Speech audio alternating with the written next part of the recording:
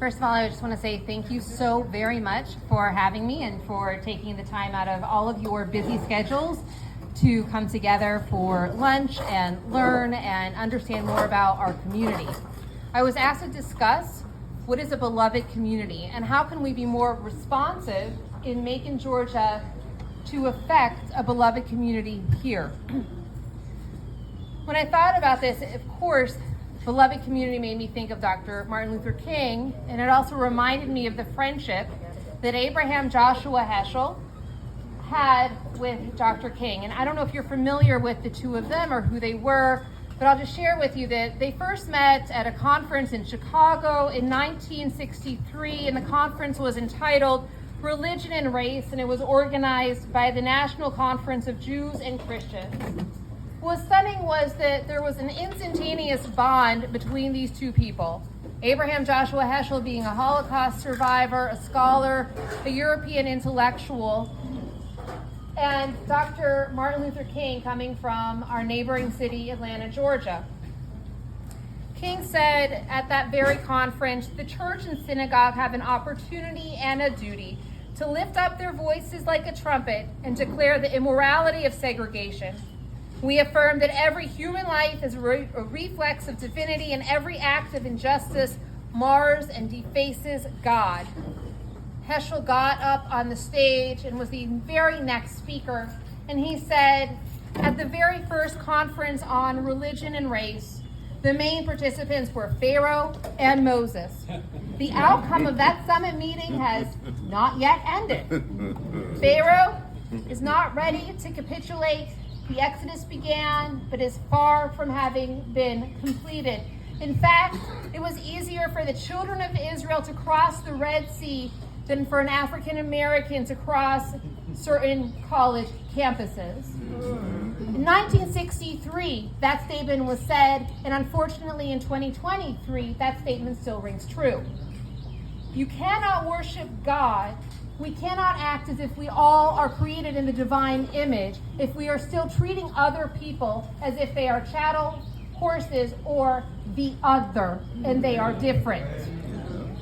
We are all part of a beloved community, but what does that actually mean? For Dr. King, it comes from a quote, a caring and compassionate committee that drives public policy, political policy that supports the worldwide elimination of poverty and hunger and all forms of bigotry and violence, end quote. For King, the beloved community is rooted in agape love, a universal love for all human beings, an understanding, as we might say in Judaism, that we are all created, that Tselem Elohim, that we are all created in the very image of God, in the divine image. Yeah. And yet, just this week alone, the Human Rights Watch, an organization that is for the advocacy of LGBTQIA plus Americans, declared a state of emergency in this country. They published a guidebook by state, not just articulating legislation that is informing their group of that they are under attack, but also letting them know where is it safe to go. Does that sound eerily familiar to a book that was published annually in between 1938 and 1966? It's also called the Green Book.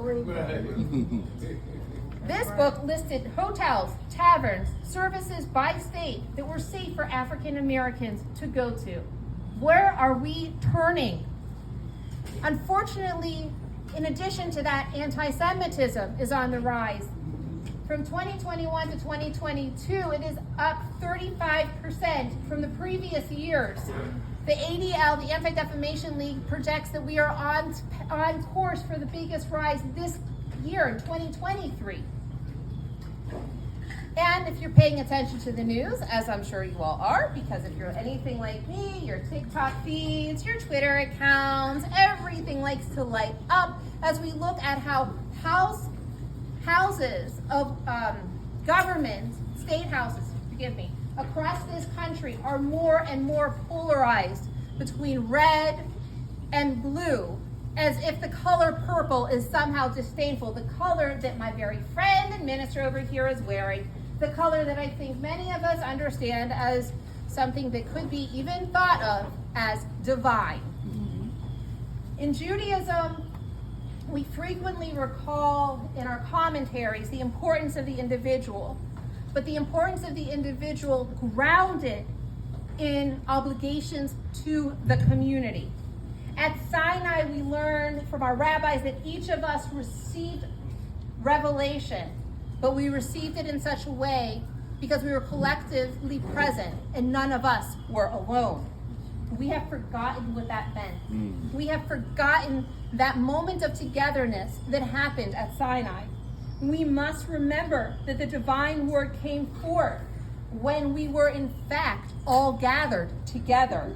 When we remember our obligations to one another, to our establishing public policy that emphasizes the need to reflect that we are created in the divine images, the need to reflect that everybody deserves to feel safe and secure in who they are as individuals and human beings. Yes.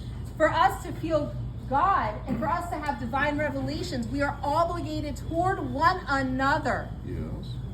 Sure, some of us feel distant, and in fact, when we look and we see that less and less people are affiliating themselves with religion, we also can understand why. Not here. Here you guys are open-minded. But religious fundamentalism is often used as an excuse by certain parts of the community to exclude others. Unfortunate, that is taking a major toll on all of us. That doesn't mean that we stop. We keep going.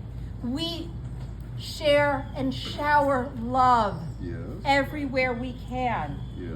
We work together toward a safer, secure community, one that is full of love. The love depicted by Dr. King, the one depicted by Ahava, deep sense of love. We as a community must address big issues like climate change. If you look and saw any pictures out of New York, you could barely see in front of your face. We need to stand together to address these issues. Apart, we won't accomplish much of anything. We need to address racism. We need to address economic disparity. We need to remember that when injustice happens anywhere, it happens everywhere. Thank you.